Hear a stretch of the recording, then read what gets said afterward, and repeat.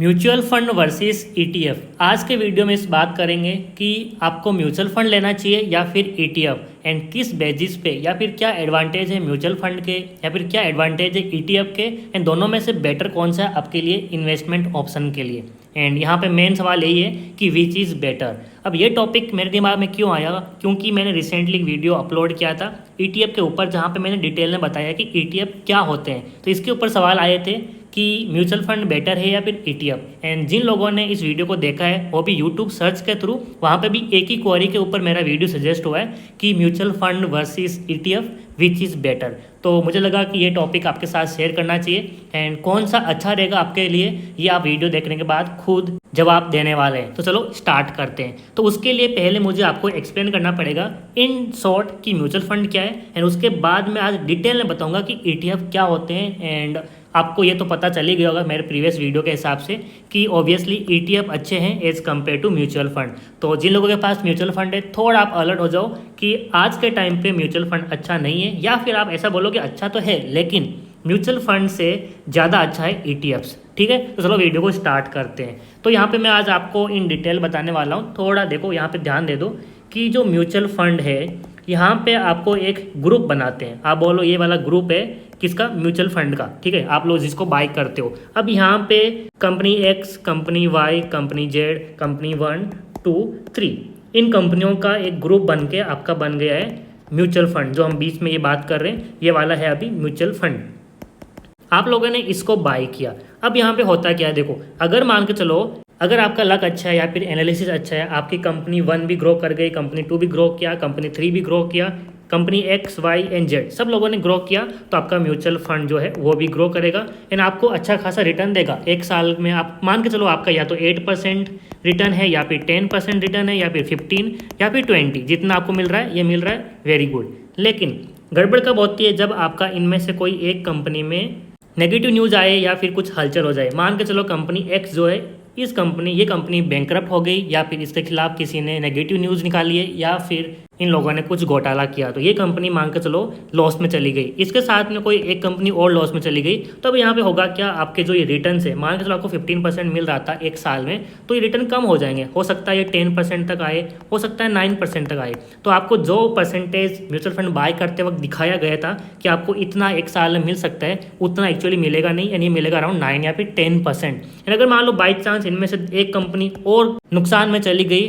तो फिर आपका यहाँ पे लगने वाला है म्यूचुअल फंड हो सकता है आपको एक साल का शायद 5% रिटर्न दे, जो कि लेस देन आपकी एफडी से है। इससे ज़्यादा हम एफडी में इन्वेस्टमेंट कर देते हैं, हमारा अच्छा रिटर्न मिल जाता, लेकिन यहाँ पे म्यूचुअल फंड आपको इतना अच्छा प्रॉफिट नहीं दे रहा है। तो इसका ऑल्टरनेटिव होता है ईटीएफ। अब आपको मैं समझाता हूँ ईटीएफ में एक्चुअली होता क्या है। तो देखो सभी को पता है कि कोई कंपनी एक्स, वाई, जेड या फिर कंपनी 1, 2, 3 ये कंपनियां ग्रो करेगी या नहीं करेगी, इनका 50-50 होता है। 50% चांस है ग्रो करेगी, 50% चांस है ग्रो नहीं करेगी। अगर सब कुछ अच्छा है तो ग्रो कर जाएगी, नहीं तो नहीं। लेकिन यहाँ पे एक चीज़ है, वो हम बोल सकते हैं काफ़ी हद तक 90% या फिर 100% तक बोल सकते हैं कि कोई ग्रो करे या फिर ना करे, लेकिन इंडियन इकोनॉमी ग्रो करेगी, ये 100% तक बोल सकते हैं। चाहे कोई भी सरकार आए, ठीक है, अगर जो जनता चाहती है वो सरकार आएगी तो बहुत तेज़ी से ग्रो करेगी, एंड जो जनता के खिलाफ आएगा थोड़ा स्लो ग्रो करेगी। लेकिन चाहे कौन से भी पॉलिटिकल पार्टी हो, इंडिया ग्रो जरूर करेगी, एंड ये डेवलपिंग कंट्री है। तो इसका मतलब इंडियन इकोनॉमी ग्रो करेगी, तो इंडिया के जो इंडेक्स है, मेजर इंडेक्स, वो भी ग्रो करेंगे। उन कौन कौन से इंडेक्स है हमारे पास अभी जो हायर चांसेस से ग्रो करने वाले हैं, वो है Nifty 50, bank Nifty and Sensex. तो हम क्या कर सकते हैं, इनके अंदर इन्वेस्टमेंट किया तो हमारा पैसा हायर चांसेस है कि ये ऊपर की साइड ग्रो ही करेगा, एंड बहुत रेयरली चांस है कि नीचे आएगा। लेकिन यहाँ पे एक और एडवांटेज है जो म्यूचुअल फंड के पास नहीं है। वो क्या है, जब आप निफ्टी का ईटीएफ खरीदते हैं, एक बात और, निफ्टी 50 में डायरेक्ट आप इन्वेस्टमेंट नहीं कर सकते, आपको निफ्टी के ईटीएफ्स खरीदने पड़ेंगे। तो इसमें होता है क्या, ये ईटीएफ मान के चलो आप निफ्टी 50 का ले रहे हो, मतलब इंडिया की टॉप 50 कंपनीज़ के अंदर आपका पैसा लगने वाला है, यानी 50 कंपनियां ऊपर जा रही है तो आपका पैसा भी ऊपर जाएगा। लेकिन बाय चांस मान के चलो इनमें से कोई एक कंपनी है जिसके साथ नेगेटिव हो जाता है, जो मैंने बोला म्यूचुअल फंड के अंदर, मान लो वो इनमें से किसी एक कंपनी के साथ नेगेटिव हो जाता है या फिर बैंकरप्ट हो जाती है, इसका मतलब ये कंपनी अब अच्छे से परफॉर्म नहीं करेगी। तो यहाँ पे एक रूल किया है निफ्टी 50 का, जो टॉप 50 कंपनियां हैं, अगर इनमें से कोई एक कंपनी अच्छा परफॉर्म नहीं कर रही है तो उस कंपनी को बाहर उड़ा देते हैं, इसको बाहर निकाल देते हैं। एंड जो कंपनी निफ्टी 50 के बाहर होती है, मान के चलो निफ्टी 100 के अंदर कंपनी है, वो अच्छा परफॉर्म कर रही है, उसको यहाँ पे रिप्लेस कर देते हैं। यानी कि जो पहले कंपनी थी उनमें से कोई एक कंपनी अच्छा परफॉर्म नहीं कर रही है, उस कंपनी को बाहर निकाल देते हैं, जो अच्छा परफॉर्म कर रही होती है उसको अंदर लेके आते हैं। एंड फिर से आपके पास वही सेट बन जाता है कि सारी की सारी कंपनियाँ यहाँ पे अच्छा परफॉर्म कर रही है। तो इसका मतलब आपका पैसा हमेशा उन्हीं कंपनियों के अंदर लगा रहेगा जो कंपनियाँ अच्छी परफॉर्म कर ही रही है। एंड बाई चांस इनमें से कोई एक कंपनी गड़बड़ करती है तो उसको सीधा बाहर उड़ा देते हैं, एंड फिर से नेक्स्ट जो अच्छी कंपनी है उसको अंदर लेके आते हैं। एंड आपका पैसा यहाँ पे बिल्कुल सेफ रहता है। तो ये फायदा होता है ETF का, जो कि म्यूचुअल फंड के पास नहीं है। म्यूचुअल फंड में अगर कोई एक कंपनी बुरा परफॉर्म करती है तो उसको उधर ही रखते हैं, एंड आपका पैसा उसमें डूबने लगता है, आपको थोड़ा सा कम रिटर्न मिलने लगता है। लेकिन ETF का ये नहीं होता है। ETF में अगर कोई कंपनी, यानी कि आपने निफ्टी 50 का ETF लिया है तो इसमें से कोई कंपनी अच्छा परफॉर्म नहीं कर रही है तो उस कंपनी को निफ्टी 50 से ही बाहर उड़ा देते हैं, एंड दूसरी कंपनी को अंदर लेकर आते हैं, एंड आपका ETF फिर से इन टॉप कंपनियों में लग जाता है, एंड आपका पैसा कंटिन्यूस ग्रो होता है। लेकिन यहाँ पे एक चीज़ है, म्यूचुअल फंड को संभालने के लिए बड़े बड़े एक्सपर्ट होते हैं, और वो लोग ऐसी कंपनियों को ही चूज़ करते हैं जो कि हायर चांसेस पे ऊपर जाने के होते हैं। इसका मतलब आपको अगर म्यूचुअल फंड लेते हैं और सारी कंपनियां ग्रो करती है एक साल के अंदर विदाउट एनी नेगेटिव न्यूज़, तो आपको अराउंड 10% to 15% रिटर्न मिलता है पर ईयर म्यूचुअल फंड के अंदर। लेकिन ETF में इतना चांसेस नहीं है। ETF के अंदर शायद आपको, आप बोल सकते हो कि 7 to 10% मिले। मैं आपको रियलिस्टिक डेटा बता रहा हूँ। अगर आप देखोगे निफ्टी 20 का तो आपको आई थिंक एक साल का अराउंड 70% रिटर्न दिया है। लेकिन ये हर बार नहीं होगा। ये क्यों हुआ है? क्योंकि कोरोना के टाइम पे निफ्टी बहुत गिर गई थी, इसकी वजह से वापस रिकवरी आपको इतना दिखाया 70%। लेकिन नॉर्मल टाइम पे इतना नहीं मिलेगा, आपको अराउंड 10% तो मिल जाएगा। लेकिन ये आप बोल सकते हो 99% है कि आपको ये मिलेगा। लेकिन म्यूचुअल फंड में ये आप बोल सकते हो 60 to 70% चांसेस है। तो अगर आप ज़्यादा रिटर्न के लिए चाहते हो कि अपना पैसा ग्रो हो तो ठीक है, आप म्यूचुअल फंड ले सकते हो। लेकिन अपना पैसा सेफ रखना चाहते हो एंड हमेशा चाहते हो कि मेरा पैसा ग्रो ही हो एंड वहाँ पे रिस्क बहुत मिनिमल हो, तो मैं आपको सजेस्ट करूँगा कि आप यहाँ पे ETF ले सकते हो। कम रिटर्न आएगा लेकिन ज़रूर आएगा। म्यूचुअल फंड में ज़्यादा रिटर्न आएगा लेकिन चांसेस कम है।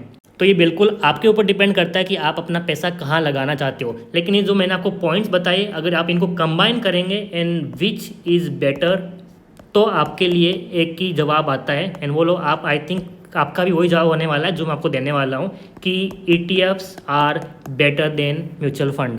एंड इसको जस्टिफाई करने के लिए मैं अपनी तरफ से एक पॉइंट और ऐड करना चाहता हूँ जो शायद बहुत कम लोगों को पता होता है कि म्यूचुअल फंड जो होता है इसके अंदर चार्जेस होते हैं, एंट्री चार्जेस भी होते हैं एंड एग्जिट लोड चार्जेस भी होते हैं। मैं आपके सामने चार्जेस की फ़ोटो लगाता हूँ एंड फिर आपको एक्सप्लेन करता हूँ। अब आप लोग यहाँ पे देखो, मैंने आपके लिए ये फ़ोटो निकाला है। देखो म्यूचुअल फंड चार्जेस इसका हेडिंग है एंड यहाँ पे देखो, एक तो होता है चार्जेस एंट्री लोड, एक होता है एग्जिट लोड। मतलब अगर आप जब एंट्री लेते हो म्यूचुअल फंड के अंदर तो आपको यहाँ पे चार्जेस देने पड़ते हैं। एंड आप जब म्यूचुअल फंड आपने 1 साल रखा, 2 साल रखा, 10 साल रखा, उसके बाद जब आपको पैसे चाहिए होते हैं, आप पैसा निकालने के लिए चाहते हो, तो आपको ये चार्जेस भी देने पड़ते हैं। एंड यूजुअली अगर आप म्यूचुअल फंड बाय करने जाते हो तो कंपनीज आपको ये चार्जेस नहीं बताती है। एग्जिट लोड वाला कोई नहीं बताता है। आप कोई भी म्यूचुअल फंड बाय कर लो, उसके ऊपर लिखा भी नहीं होता है। आपको इसके लिए उनकी वेबसाइट पे जाके देखना पड़ता है या फिर गूगल पे जाके सर्च करना पड़ता है, सीधा कोई नहीं दिखाता है। एंड रिटेलर का यहीं पे ही सबसे बड़ा स्कैम होना स्टार्ट हो जाता है। तो आपके सामने देखो यहाँ पे कुछ चार्जेस लिखे हुए हैं कि नॉर्मल फीस कितना है 100 to 150 फॉर इन्वेस्टमेंट अबाउट 10,000। तो अगर आप 10,000 या उससे ज़्यादा इन्वेस्ट करते हैं, नॉर्मल इतना लोग करते हैं, तो आपका 100 to 150 रुपीज़ तो यहीं पे चला गया। उसके बाद ये दिखा दिया maximum charges permitted by SEBI 2.5%। ये भाई बहुत ज़्यादा होता है। एंड इसके बाद देखो ये जो एग्जिट लोड चार्जेस है वो 1 to 3% यहाँ पे, ये बहुत ज़्यादा यार। इसको सबको कंबाइन करो कितना जा रहा है, मोर देन 5% चार्जेस तो आपके ऐसे ही जा रहे हैं। इसका मतलब अगर मान लो आपने, जब आप अपना एग्जिट करते हो, आप अपना म्यूचुअल फंड एग्जिट करते हो, उसका वैल्यू उस टाइम पे 1 करोड़ है, 1 CR, इसका मतलब आपको अराउंड 5 लाख रुपीज़ तो उन कंपनीज को वापस ऐसे ही देना पड़ जाएगा। 5 लाख बहुत होते हैं 1 करोड़ के पीछे। मैं यहाँ पे मान के चल रहा हूँ 5% है, और भी चार्जेस होते हैं तो आपको वो भी पे करना पड़ता है। लेकिन ETF के अंदर ये सब नहीं है। ETF के अंदर आप जब एंट्री लेते हो या फिर एग्जिट लेते हो तो यहाँ पे आपको क्या करना पड़ता है, वो ब्रोकर के जो चार्जेस होते हैं सिंपली वही चार्जेस देने हैं, उसके हिसाब से आई थिंक और कोई हिडन चार्जेस नहीं है।